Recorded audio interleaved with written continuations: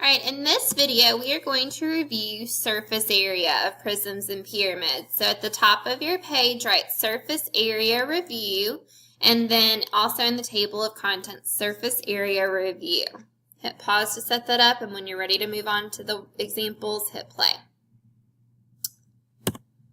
Alright, first of all, we're going to start with surface area of a rectangular prism, and you may want to jot down this formula. Remember, surface area of a rectangular prism, 2 times length times width, plus 2 times width times height, plus 2 times height times length. And we know we multiply each little group of 3 before we add them together. We have to follow the order of operations. So we multiply, multiply, multiply, and then we'll add at the end. Let's try an example. Do this with me in your notes. So here we have a prism, a rectangular prism, and they asked us to find the surface area, so I start by writing my formula, 2 times length times width, plus 2 times width times height, plus 2 times height times length. Okay? And I'm going to say 6 is the length, 4 is the width, 14 is the height. And now let's just plug it in. And I'm going to put this in parentheses so I remember to multiply first. 2 times 6 times 4, plus 2 times 4 times 14, the height, plus 2 times 14 times 6. Okay, now I'm going to multiply each little group of 3. 2 times 6 times 4 gives me 48. Write that down. 2 times 4 times 14 gives me 112. And then 2 times 14 times 6 is 168. Now this is not a problem you can just punch in the calculator and get. You need to write these down because you can't just go from left to right here. We have to follow the order of operations and take care of all of our multiplication first. And then we're going to add 48 plus 112 plus 168.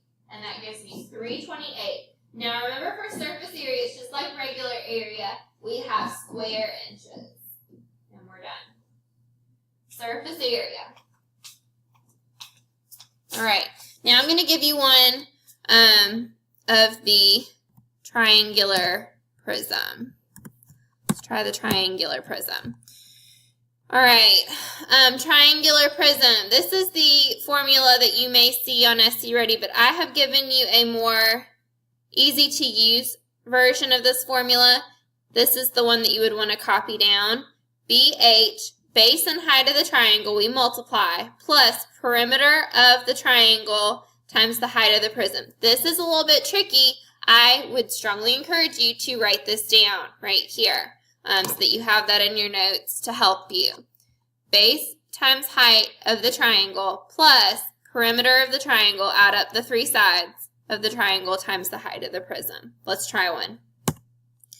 All right. I'm going to start by writing my formula. Surface area equals BH plus PH. Base and the height of the triangle, perimeter of the triangle, height of the prism. So again, these are coming from the triangular base, perimeter of the triangle, height of the prism. Okay, so I see that the base and the height, remember, they come from the right angle. It is not the side that it is laying on necessarily. You have to look for where is the right angle in the triangle. This was one of the trickiest things for y'all when we did this unit the first time. You have to look for where is the right angle to find the base and the height of the triangle. So it would be 4.5 times 6. Let's put those in parentheses so we remember to multiply them first. Next, to find the perimeter of the triangle, we have to add the 3 sides of the triangle. So I'm going to take my calculator and add 4.5 plus 6 plus 7.5, the perimeter of the triangle. That gives me 18 as the perimeter. The 3 sides added up. So I'm going to come over here and I'm going to say 18 is the perimeter. What does that leave us with? What is the height of the prism? The height of the prism is the side that connects the 2 triangular bases. So that is 12. All right, we're ready to go now. We're going to multiply first. So remember, that means multiply these 2 numbers and these 2 numbers. Then we'll add at the end. 4.5 times 6 is 27. And then 18 times 12 is 216. Last thing to do is add 27 and 216. That gives me 243. What are my units? Inches. Ooh, struggle. There we go. Inches squared. Okay? If you have a question about this process, hit pause, raise your hand, ask me a question. I'm happy to help you. Surface area can be tricky, so please make sure you understand what the formula is and how to use it. Okay? All right, now let's move on to pyramids. Pyramids. This is our general formula. You might want to write this down. Surface area equals 1/2 P, the perimeter of the base. We add up all the sides of the base, times the slant height. This is a new piece of the puzzle here with just surface area of pyramids. Remember, the slant height is like going down the side of the shape, plus the area of the base, and that will depend on what the shape of the base is. Let's try a square pyramid, and then let's try a triangular pyramid. Okay, for a square pyramid, let's start by writing the formula. Surface area equals 1/2 P, the perimeter, times the slant height, plus, now what is the area of the base of the shape? The base of the shape is a square. What is the area of a square? Length times width. Okay? Remember that this is the slant height, this is the length. Don't get those mixed up. Now, if I have a square pyramid, I see that the length is 12. The length is 12. What does that mean the width of the square is as well? It's also 12 because it's a square. The length and the width are the same. What does this 10 represent? The slant height. And then I see one letter that I don't have labeled up here, P. Remember, to find the perimeter, I'm going to add the 4 sides of the square. Since the square has all 4 sides the same, I can just say 12 times 4 will give me the perimeter, 48. Okay, or I could just say 12 plus 12 plus 12 plus 12. All right, let's get started plugging things in. 1/2, I'm going to put this in parentheses, 1/2 times the perimeter, which is 48. I did 12 plus 12 plus 12 plus 12, times the slant height, which is this guy, 10, going from top to bottom down the side. All right, and then parentheses, the area of the base is the square. We do 12 times 12. Again, following the order of operations, I'm going to do the multiplication first.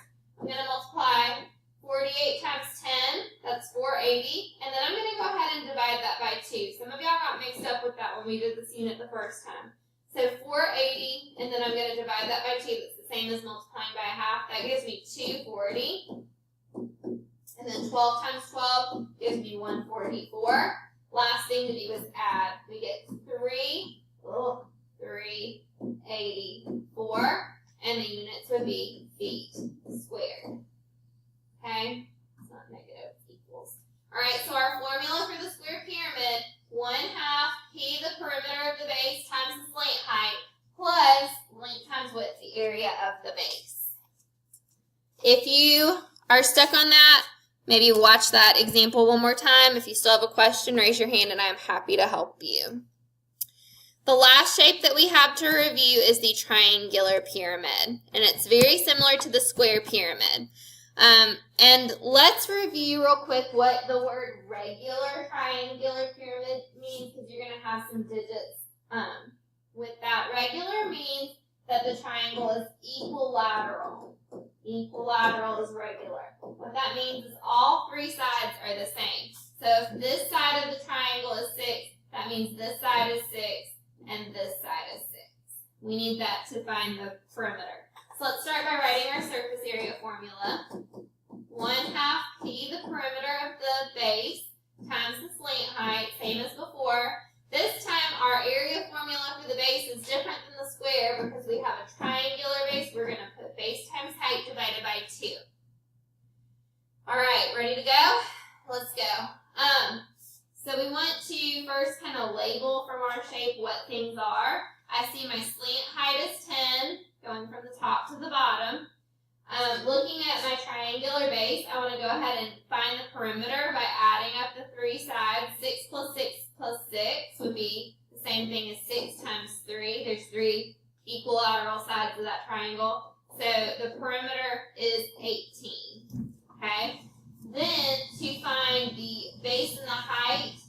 of the triangular base, I look for the right angle. So here is my right angle. Base is 6, height is 5.2.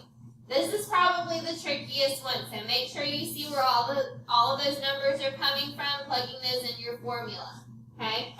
Here we go. So I'm going to put parentheses. 1/2. What was the perimeter? The perimeter of my triangular base. This right here. 6 plus 6 plus 6, we got 18. What was the slant height?